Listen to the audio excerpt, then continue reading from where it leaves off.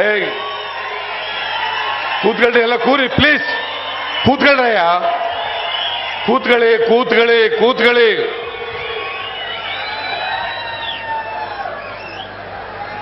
ಮಾಜಿ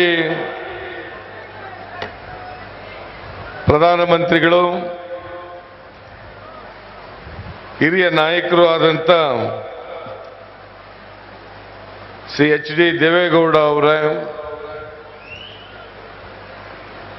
ರಾಜ್ಯದ ಮುಖ್ಯಮಂತ್ರಿಗಳಾದಂಥ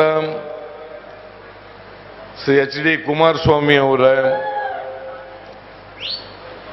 ಸಚಿವರಾದಂಥ ಡಿ.ಕೆ. ಶಿವಕುಮಾರ್ ಅವರ, ಜಿ.ಟಿ. ದೇವೇಗೌಡ ಅವರ, ಸಾರಾ ಮಹೇಶ್ ಅವರ, ಪುಟ್ಟರಾಜು ಹೊರಟೋದ್ನ ಇದನ್ನ ಮಂಡ್ಯ ಜಿಲ್ಲಾ ಉಸ್ತುವಾರಿ ಸಚಿವರಾದಂಥ ಪುಟ್ಟರಾಜು ಅವರ,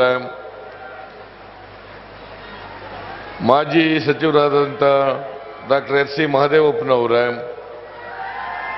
ವೆಂಕಟೇಶ್ ಅವರ, ಮಂಜುನಾಥ್ ಅವರ, ಈ ಕ್ಷೇತ್ರದ ಶಾಸಕರಾದಂಥ ಅನಿಲ್ ಚಿಕ್ಕಮಾದು ಅವರ, ಈ ಕ್ಷೇತ್ರದ ಅಭ್ಯರ್ಥಿಯಾಗಿದ್ದಂಥ ರವಿಶಂಕರ್ ಅವರ, ಮಾಜಿ ಶಾಸಕರಾದಂಥ ಸಂಪಂಗಿ ಅವರ,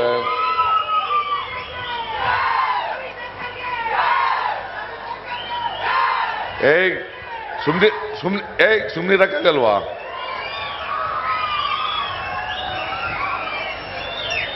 ಮಹಿಳಾ ಕಾಂಗ್ರೆಸ್ಸಿನ ಅಧ್ಯಕ್ಷರಾದಂಥ ಶ್ರೀಮತಿ ಪುಷ್ಪಾ ಅಮರನಾಥ್ ಅವರೇ, ರಂಗಪ್ಪನವರೇ, ದೊಡ್ಡಸ್ವಾಮಿ ಗೌಡ್ರೆ, ಇನ್ಯಾರಿದ್ದಾರಪ್ಪ ಆ ಕಡೆ? ಪೆದಪಡ ವೆಂಕಟೇಶ್ ಆಯಿತು. ಎಲ್ಲ ಅವನು ಪಿರಿಯಾಪಟ್ಟಣದ ಶಾಸಕರಾದಂಥ ಮಹಾದೇವ್ ಅವರ, ಪುಟ್ಸಿದ್ ಶೆಟ್ಟರೆ, ಮಾಜಿ ಮೇಲ್ಮನೆ ಸದಸ್ಯರು, ವೇದಿಕೆ ಮೇಲಿರ್ತಕ್ಕಂಥ ಕಾಂಗ್ರೆಸ್ ಮತ್ತು ಜೆಡಿಎಸ್ನ ಎಲ್ಲ ಮುಖಂಡರುಗಳೇ, ಇಲ್ಲಿ ಆಗಮಿಸಿರ್ತಕ್ಕಂಥ ಎರಡೂ ಪಕ್ಷಗಳ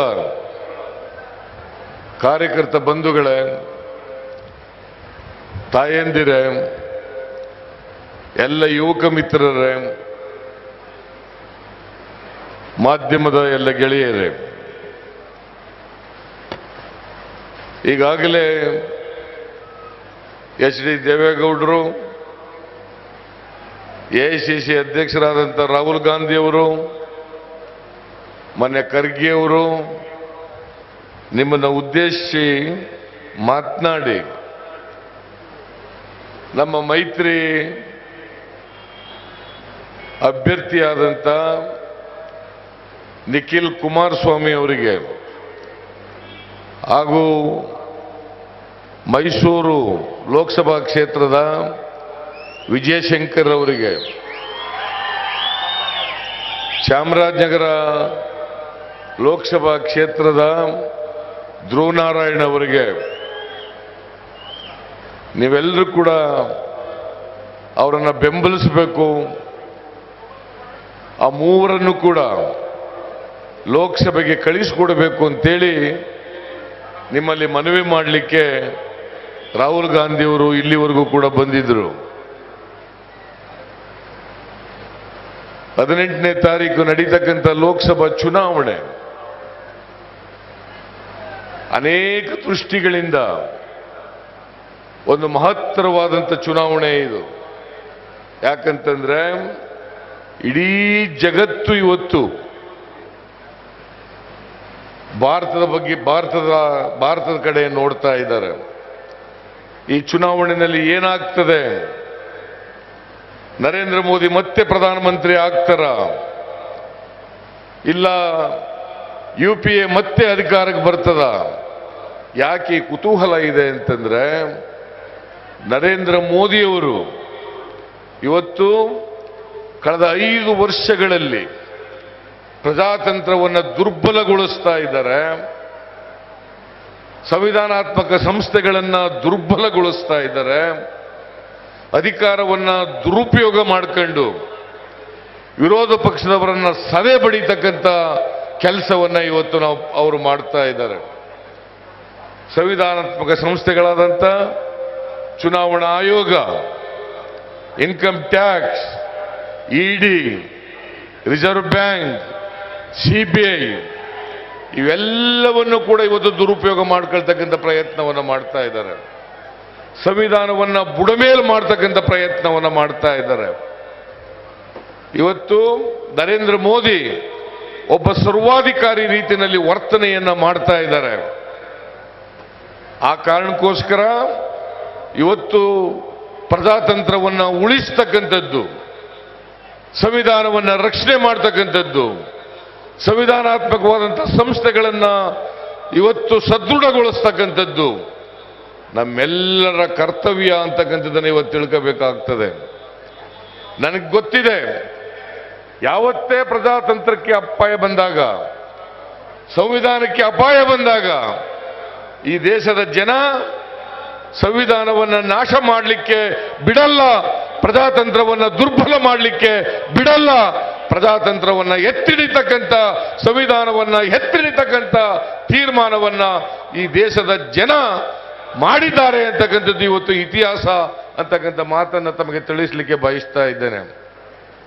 ನಿಮಗೆ ಗೊತ್ತಿದೆ, ನರೇಂದ್ರ ಮೋದಿ ಅವರ ಸರ್ಕಾರದಲ್ಲಿರ್ತಕ್ಕಂಥ ಮಂತ್ರಿಗಳು, RSSನ ಪದಾಧಿಕಾರಿಗಳು ಇವತ್ತು ಈ ಸಂವಿಧಾನವನ್ನು ಬದಲಾವಣೆ ಮಾಡಬೇಕು ಅಂತೇಳಿ ಆಗಾಗ್ಗೆ ಹೇಳ್ತಾ ಇದ್ದಾರೆ. ಇದು ಭಾರತೀಯ ಜನತಾ ಪಕ್ಷದವರ ಇಡನ್ ಅಜೆಂಡಾ, RSSನವರ ಅಜೆಂಡಾ ಇದು.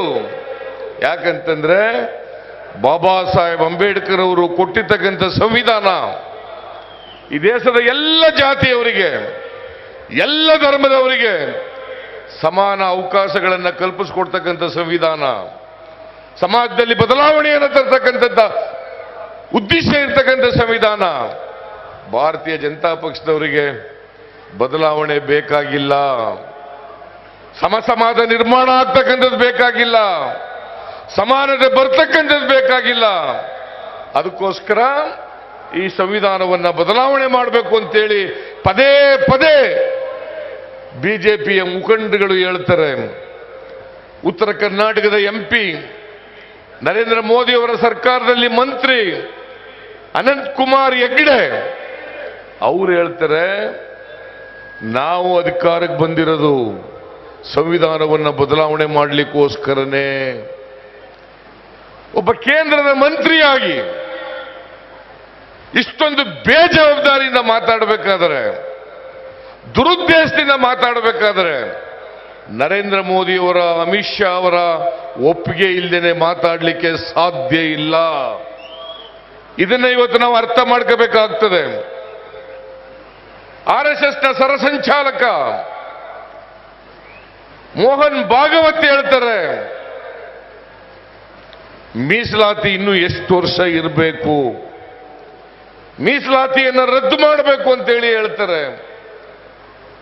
RSSನ ಜನರಲ್ ಸೆಕ್ರೆಟರಿ ಸತೀಶ್ ಅಂತಕ್ಕಂಥವ್ರು ಹೇಳ್ತಾರೆ, ನಮ್ಮ ಹಿಂದೂ ಧರ್ಮದ ಆಚಾರ ವಿಚಾರಗಳಿಗೆ, ಮೌಢ್ಯಗಳಿಗೆ, ಕಂದಾಚಾರಗಳಿಗೆ ಈ ಸಂವಿಧಾನದಲ್ಲಿ ಅವಕಾಶ ಇಲ್ಲ, ಅದಕ್ಕೋಸ್ಕರ ಬದಲಾವಣೆ ಮಾಡಬೇಕು. ಇತ್ತೀಚೆಗೆ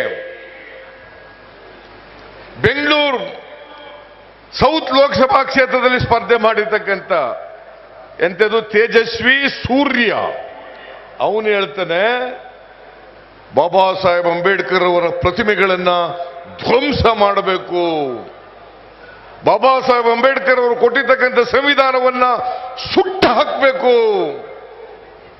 ನಾನು ಅದಕ್ಕೆ ಹೇಳಿದೆ, ಇವನಿಗೆ ಸೂರ್ಯ ಅಂತ ಕರಿಬಾರ್ದು, ಇವನಿಗೆ ಅಮಾವಾಸ್ಯೆ ಅಂತ ಕರಿಬೇಕು ಅಂತ ಹೇಳಿದೆ ನಾನು. ಯಾಕಂದ್ರೆ ಇವನು ಸೂರ್ಯ ಅನ್ನೋ ಹೆಸರು ಅನ್ವರ್ಥ ನಾಮ ಆಗಲ್ಲ, ಅಮಾವಾಸ್ಯೆ ಅಂತಕ್ಕಂಥದ್ದೇ ಅನ್ವರ್ಥ ನಾಮ. ಇದನ್ನ ಇವತ್ತು ನಾವು ತಿಳ್ಕೋಬೇಕಾಗ್ತದೆ. ಅದರಿಂದ ಭಾರತೀಯ ಜನತಾ ಪಕ್ಷದವರ ಕೈನಲ್ಲಿ ಇವತ್ತು ಸಂವಿಧಾನ ಪ್ರಜಾತಂತ್ರ ಸುರಕ್ಷಿತವಾಗಿಲ್ಲ, ಅಪಾಯದಲ್ಲಿದೆ.